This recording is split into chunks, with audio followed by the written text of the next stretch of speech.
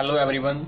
बच्चों, आज हम बात करेंगे जो भी हमने फोटो इलेक्ट्रिक एमिशन के लॉज पढ़े हैं उन लॉज को हम आइंस्टीन के बेस पर आइंस्टीन ने किस प्रकार इन लॉज को एक्सप्लेन किया हम वो देखने जा रहे हैं। बच्चों, आइंस्टीन ने अज्यूम किया था वन इंसिडेंट फोटोन में emit one photo electron from metal surface. इसका मीनिंग एक फोटोन एक इलेक्ट्रॉन को मेटल के सरफेस से इमिट करवा सकता है। इसका मीनिंग ये मत समझना बच्चों कि जितने आप फोटॉन्स फॉल करवा रहे हो, इंसिडेंट करवा रहे हो, उतने ही इलेक्ट्रॉन्स मेटल के सरफेस से इमिट होंगे। इसका मीनिंग ये नहीं है। अगर मेटल के सरफेस पर आपने 10 फोटॉन्स फॉल करवा दिए, इसका मीनिंग ये नहीं कि 10 इलेक्ट्रॉन्स ही निकलेंगे, क्योंकि बच्चों फोटॉन्स का काम सिर्फ मेटल के सरफेस में से इलेक्ट्रॉन को इमिट करवाना ही नहीं है। फोटॉन्स और बहुत कई प्रकार के प्रोसेस के अंदर इन्वॉल्व होते हैं। इसीलिए नंबर ऑफ फोटॉन्स जो आप इंसिडेंट करवा रहे हो वो कभी भी इलेक्ट्रॉन्स के बराबर नहीं होते। उन फोटॉन्स का एक फ्रैक्शन ही इलेक्ट्रॉन्स को इमिट करवा पाने में सफल होता है।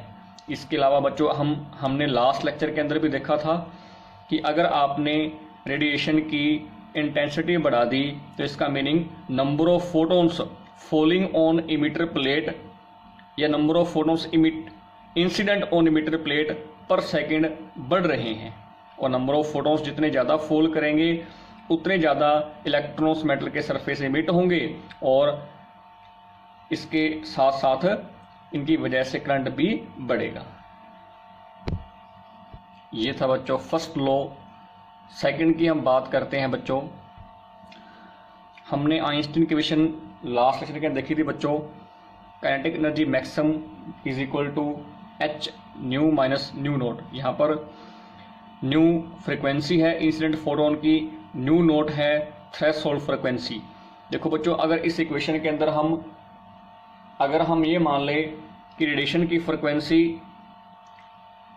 थ्रेशोल्ड फ्रिक्वेंसी से कम है, इसके अंदर अगर मैं ये पुट करूं तो हम क्या देखेंगे, काइनेटिक एनर्जी नेगेटिव हो जाती है। और हम जानते हैं kinetic energy can never be negative. इसका मीनिंग ऐसा कभी नहीं होगा। अगर ऐसा होगा तो इलेक्ट्रॉन्स का एमिशन नहीं हो पाएगा। तो फिर क्या होना चाहिए, ऐसा होना चाहिए जो फ्रिक्वेंसी है इंसिडेंट फोटॉन्स की, उनकी फ्रिक्वेंसी थ्रेशोल्ड फ्रिक्वेंसी से ज़्यादा होनी चाहिए। अगर ऐसा होगा तभी इलेक्ट्रॉन्स का एमिशन इमिटर प्लेट से शुरू होगा। यह है बच्चों, ये था सेकंड लॉ का एक्सप्लेनेशन। आगे हम थर्ड लॉ की बात करते हैं। हमने देखा था बच्चों maximum kinetic energy of photoelectrons depend on frequency of incident photon, it does not depend on intensity. ऐसा क्यों बच्चों, क्योंकि इंटेंसिटी बढ़ाने का मतलब तो बस सिंपल यही है कि आप number of photons per second बढ़ा रहे हो। जितने भी फोटॉन्स फॉल करेंगे उनकी एनर्जी आपने नहीं बढ़ाई। इसका मीनिंग जब आपने फ्रिक्वेंसी बढ़ा दी तभी एनर्जी बढ़ेगी, तभी इलेक्ट्रॉन्स की काइनेटिक एनर्जी बढ़ेगी। इसका मीनिंग काइनेटिक एनर्जी जो होती है इलेक्ट्रॉन्स की वो इंटेंसिटी पर डिपेंड नहीं करती, वो डिपेंड करती है फ्रिक्वेंसी पर। आगे बच्चों फोर्थ लॉ की हम बात करते हैं। जैसे ही मेटल के सरफेस पर फोटोन को फॉल करवाया गया तो वो फोटोन क्या करेगा बच्चों, मेटल के अंदर जो इलेक्ट्रॉन है उसके साथ कोलाइड करेगा। इन दोनों के बीच में होगा इलास्टिक कोलिजन और इस कोलिजन के दौरान वो फोटोन अपनी एनर्जी एक साथ ही एक बार में ही उस इलेक्ट्रॉन को ट्रांसफर कर देगा। तो वो एनर्जी जो फोटोन के पास थी वो एनर्जी बच्चों अब इलेक्ट्रॉन के पास आ चुकी है। और अगर इलेक्ट्रॉन के पास वाली ये एनर्जी उस मेटल के वर्क फंक्शन से ज़्यादा होगी तो इलेक्ट्रॉन्स मेटल के सरफेस से बच्चों इमिट हो जाएंगे। मेरे कहने का मतलब क्या है बच्चों, टाइम लैग जो है वो बहुत ही कम है। लास्ट लेक्चर के अंदर भी हमने देखा था बच्चों कि जिस पल फोटॉन्स फॉल कर रहे हैं और जिस पल इलेक्ट्रॉन्स इमिट हो रहे हैं, इन दोनों इवेंट के बीच में बहुत ही कम एक स्मॉल नेग्लिजिबल टाइम लैग है। ये था fourth law of photo electric emission की एक्सप्लेनेशन। आगे है बच्चों फोटो इलेक्ट्रिक इमिशन के क्या कंसिक्वेंस है, इस इफेक्ट से क्या निकल कर सामने आया बच्चों। इससे ये निकल कर सामने आया कि जो भी आप लाइट इंसिडेंट करवा रहे हैं वो एक पैकेट ऑफ एनर्जी की फॉर्म में प्लेट पर फॉल कर रही हैं, जिनको हमने नाम दिया था फोटॉन्स। फोटोन एक प्रकार का पार्टिकल है बच्चों। इसका मीनिंग लाइट का वेव नेचर तो है ही और लाइट का एक पार्टिकल नेचर भी है। अगर हम चाहते हैं फोटो इलेक्ट्रिक इमिशन को एक्सप्लेन करना तो हमें क्या मानना पड़ेगा कि लाइट के पास पार्टिकल नेचर है। तो लाइट के पार्टिकल नेचर को एक मजबूत सपोर्ट मिलती है फोटो इलेक्ट्रिक इमिशन से। नेक्स्ट टॉपिक के अंदर बच्चों हम एक रिलेशन डराइव करेंगे in between stopping potential, frequency of incident photon या रेडिएशन, थ्रेशोल्ड फ्रिक्वेंसी या थ्रेशोल्ड वेवलेंथ के बीच में। According to Einstein photoelectric emission equation बच्चों हम जानते हैं kinetic energy is equal to H nu minus nu naught. इसको आप आगे ओपन भी कर सकते हैं। इसमें से बच्चों ये एनर्जी है इंसिडेंट फोटोन की और ये है वर्क फंक्शन। और बच्चों हम जानते हैं kinetic energy is equal to E V naught. E V naught क्या है बच्चों, इसमें वी नॉट तो स्टॉपिंग पोटेंशियल है और ई है 1 इलेक्ट्रॉन का चार्ज। अब ई वी नॉट बच्चों एनर्जी है। ई वी नॉट वो एनर्जी है जब आपने 1 इलेक्ट्रॉन को वी नॉट पोटेंशियल डिफरेंस में से पास करवाया तो उस इलेक्ट्रॉन को कितनी एनर्जी गेन हुई, उस एनर्जी की वैल्यू है ई वी नॉट।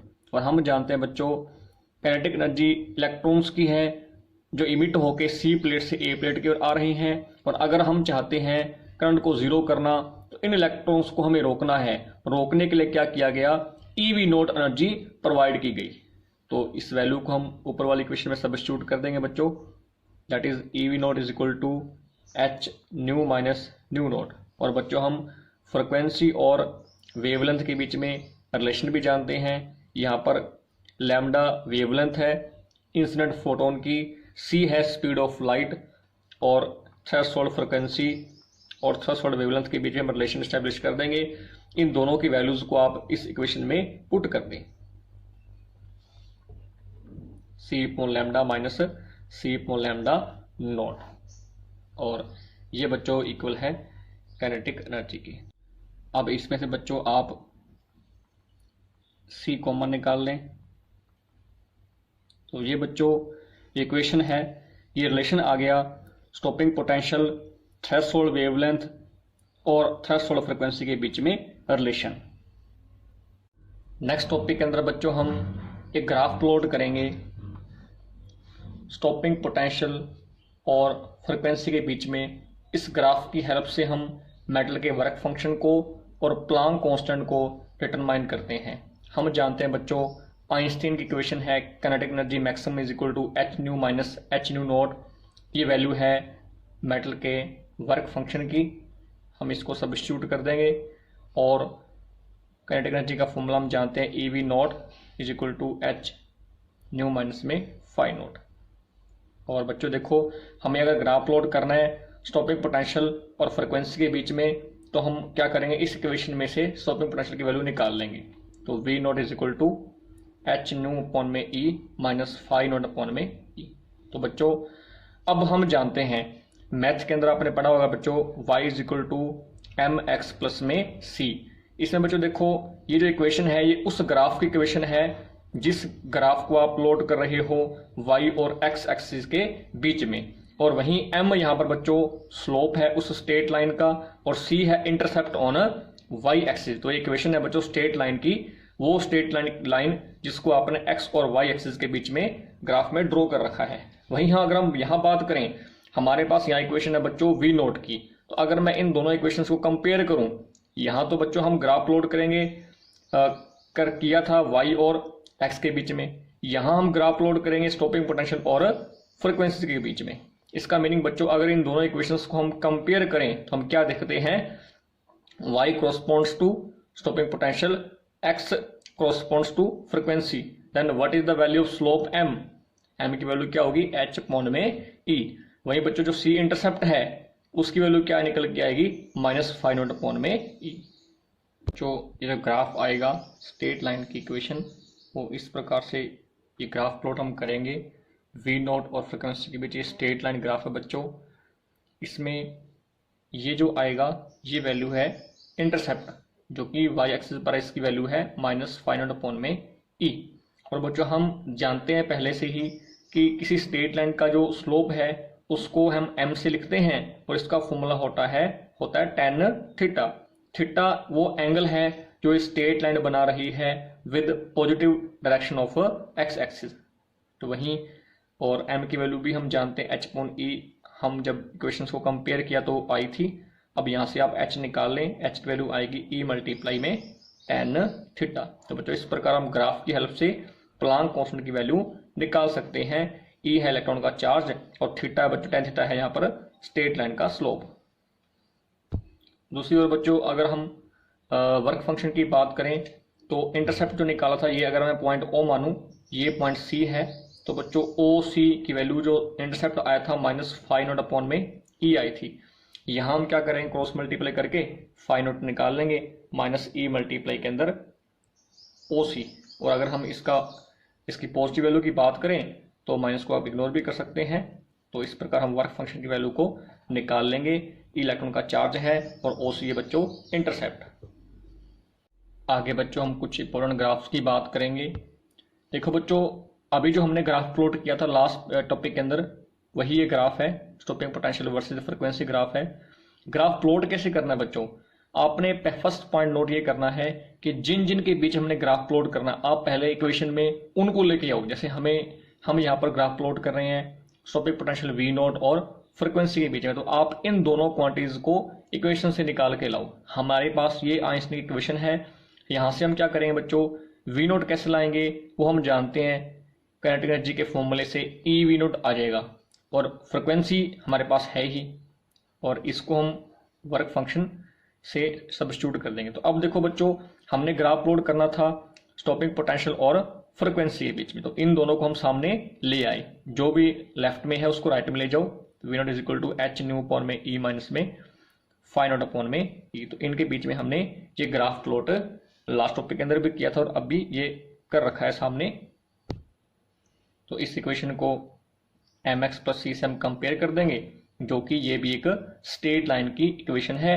ये इंटरसेप्ट आ जाएगा हमारा और ये आएगा h/e आएगा स्लोप की वैल्यू। इस ग्राफ के अंदर बच्चों एक पॉइंट आप नोट करो, अगर मैं ए पॉइंट की बात करूं, एट पॉइंट ए, यहां पर देखो बच्चों ए पॉइंट पर जो फ्रीक्वेंसी किसके बराबर है, वह थ्रेशोल्ड फ्रीक्वेंसी के बराबर है। ए पॉइंट पर बच्चों फ्रीक्वेंसी हमारी है न्यू नोट, और ए पॉइंट पर स्टॉपिंग पोटेंशियल कितना है, 0 है। क्यों 0 है, क्योंकि बच्चों हम जानते हैं जब हमारी रेडिएशंस की फ्रीक्वेंसी थ्रेशोल्ड के बराबर होगी उस केस में इलेक्ट्रॉन सरफेस से बाहर तो आ जाएंगे पर वो मूव नहीं करेंगे। अगर इलेक्ट्रॉन्स मूव नहीं करेंगे तो उनको रोकने के लिए हमें किसी प्रकार के पोटेंशियल की जरूरत नहीं है। तो इस पॉइंट पर क्या होगा, V0 की वैल्यू 0 होगी। तो ये बच्चों ग्राफ है फ्रीक्वेंसी वर्सेस स्टॉपिंग पोटेंशियल। ये बच्चों ग्राफ था एक मेटल के लिए, पर अगर हमारे पास कई मेटल्स हों तो उन मेटल्स का जो ग्राफ है बच्चों वो कैसा आएगा, वो पैरेलल स्ट्रेट लाइंस ग्राफ आएगा।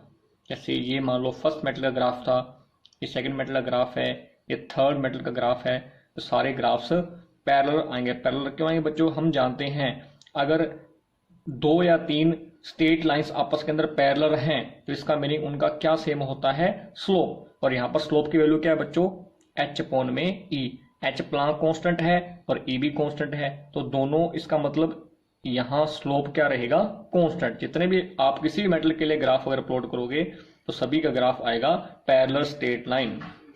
पर बच्चों मेटल्स का स्लोप तो सेम होगा, पर उनका इंटरसेप्ट जो बनेगा y एक्सिस पर वो होगा अलग अलग, क्योंकि बच्चों इंटरसेप्ट की वैल्यू हमारे पास यहाँ पर है OC, इंटरसेप्ट की वैल्यू है φ0 अपॉन में e, और φ0 बच्चों है मेटल का वर्क फंक्शन। डिफरेंट अगर हमारे पास 3 प्रकार की मेटल्स हैं तो तीनों का वर्क फंक्शन कैसा होगा, अलग अलग होगा, इसीलिए इंटरसेप्ट तीनों के लिए अलग होगा। नेक्स्ट ग्राफ है बच्चों फ्रीक्वेंसी और काइनेटिक एनर्जी के बीच में।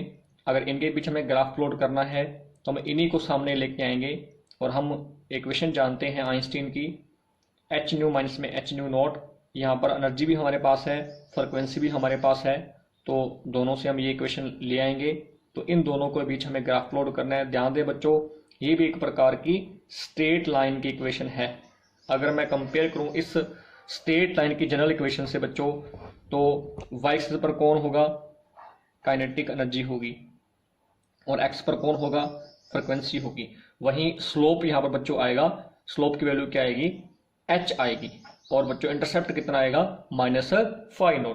तो ये उसी प्रकार से ग्राफ बनेगा जैसा ग्राफ हमने लास्ट टाइम बनाया था, बस यहाँ पर ये जो इंटरसेप्ट है उसकी वैल्यू आ जाएगी -φ0, और इस ग्राफ का जो स्लोप है उसकी वैल्यू आएगी h। अगर मैं इस पॉइंट की बात करूं तो बच्चों ये जो फ्रिक्वेंसी है वो बराबर होगी थ्रेशोल्ड फ्रिक्वेंसी के, और इस पॉइंट को अगर मैं ए से लिखूं, और ए पॉइंट पर यहाँ पर क्या होगा बच्चों, काइनेटिक एनर्जी की वैल्यू कितनी होगी, 0। वो ग्राफ से आप देख ही पा रहे हो 0 क्यों होगी, ये भी आप जानते हैं, क्योंकि ए पॉइंट पर फ्रिक्वेंसी हमारी इक्वल है थ्रेशोल्ड फ्रिक्वेंसी के। इसका मीनिंग इलेक्ट्रॉन जिस सरफेस से बाहर आएंगे वो मूव नहीं करेंगे, जब मूव नहीं करेंगे इलेक्ट्रॉन तो उनकी एनर्जी कितनी होगी, 0 होगी। इसी बीच बच्चों नेक्स्ट ग्राफ हमारे पास है, हम जो प्लॉट करने जा रहे हैं frequency versus photo electric current के बीच में।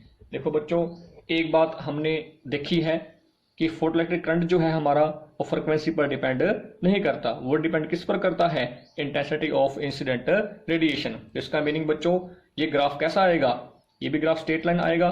तो हम प्लॉट करते हैं किस प्रकार, यहाँ पर हमने लिया इलेक्ट्रिक करंट, एक्स एक्सिस पर लिया हमने फ्रिक्वेंसी, और ये ग्राफ आएगा इस प्रकार स्ट्रेट लाइन। इसका मीनिंग द फ्रिक्वेंसी ऑफ या photo electric current is independent of frequency of incident radiation, और ये जो वैल्यू होगी बच्चों ये आएगी थ्रेशोल्ड फ्रिक्वेंसी की वैल्यू। इस ग्राफ के अंदर बच्चों ग्राफ इससे पहले नहीं है, क्योंकि बच्चों इससे पहले जो फ्रिक्वेंसी है रेडिएशन की वह थ्रेशोल्ड से भी कम है, और अगर ऐसा होगा हमारी फ्रिक्वेंसी रेडिएशंस की थ्रेशोल्ड से कम होगी तो इलेक्ट्रॉन इमिट नहीं होंगे। इलेक्ट्रॉन अगर इमिट नहीं होंगे तो करंट कितना होगा बच्चों, 0 होगा। इसीलिए ग्राफ हम स्टार्ट कब कहां से करेंगे, जब फ्रिक्वेंसी इक्वल होगी थ्रेशोल्ड फ्रिक्वेंसी से।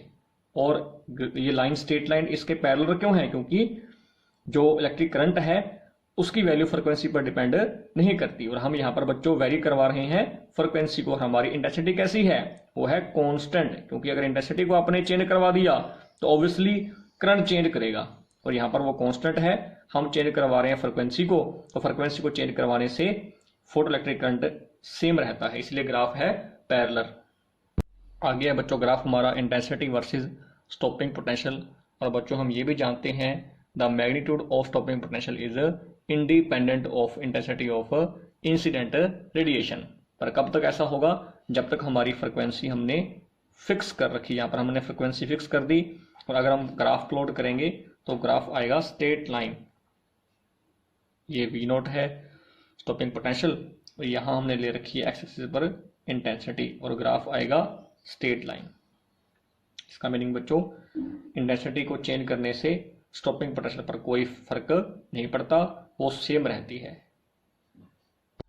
आगे ग्राफ है बच्चों टाइम वर्सेस इलेक्ट्रिक करंट के बीच में ग्राफ है। यहाँ पर आप करंट लेंगे, एक्स एक्सिस पर आप लो टाइम। शुरुआत के अंदर बच्चों क्या होगा, टाइम के साथ साथ करंट की वैल्यू एक्सपोनेंटली बढ़ती है, पर एक टाइम ऐसा आएगा करंट की वैल्यू और बढ़नी बंद हो जाएगी, वो करंट क्या हो जाएगा बच्चों, सैचुरेट। इस प्रकार ये ग्राफ है। करंट की वैल्यू को 0 से मैक्सिमम होने में जो टाइम लगता है वो है 10⁻⁹ सेकंड का। नेक्स्ट टॉपिक बच्चों पार्टिकल नेचर ऑफ लाइट। ये टॉपिक आपने अपनी बुक में से पढ़ना है, और इसमें यहाँ पर फोटोन की कुछ प्रॉपर्टीज भी दे रखी हैं। बच्चों फोटो इलेक्ट्रिक इफेक्ट से ये बात निकलकर सामने आती है कि जब आप लाइट को किसी मेटल पर या किसी मैटर से इंटरेक्ट करवाते हैं तो वो इस प्रकार बिहेव करती है जैसे कि वो एक पैकेट ऑफ एनर्जी से मिलकर बनी है, और उसकी एनर्जी को हमने निकाला था, वो एनर्जी एच न्यू है, और मोमेंटम आएगा एच न्यू अपॉन में सी।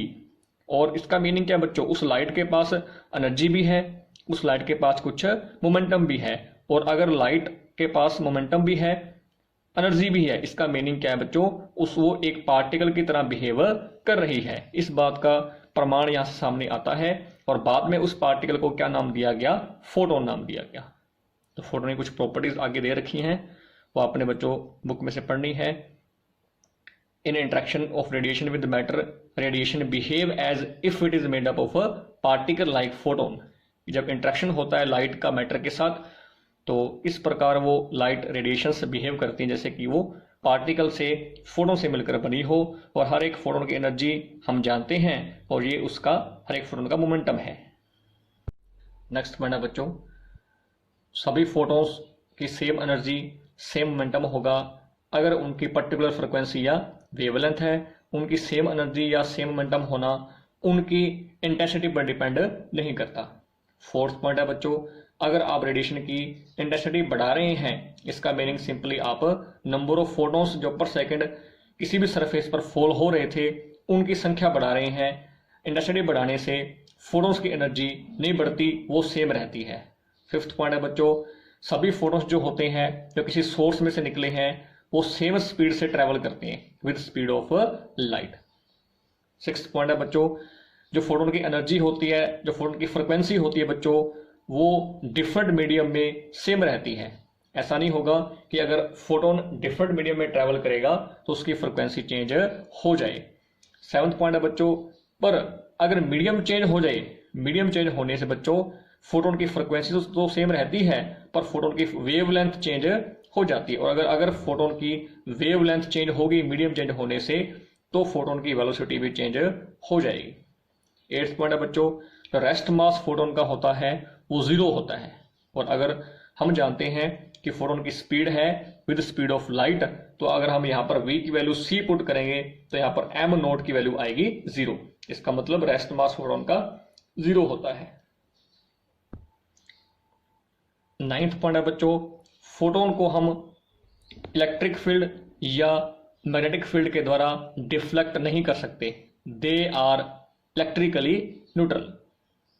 टेंथ पॉइंट है बच्चों, अगर फोटोन का किसी पार्टिकल के साथ कोलिजन होता है तो इस कोलिजन के दौरान एनर्जी और मोमेंटम कंजर्व रहते हैं।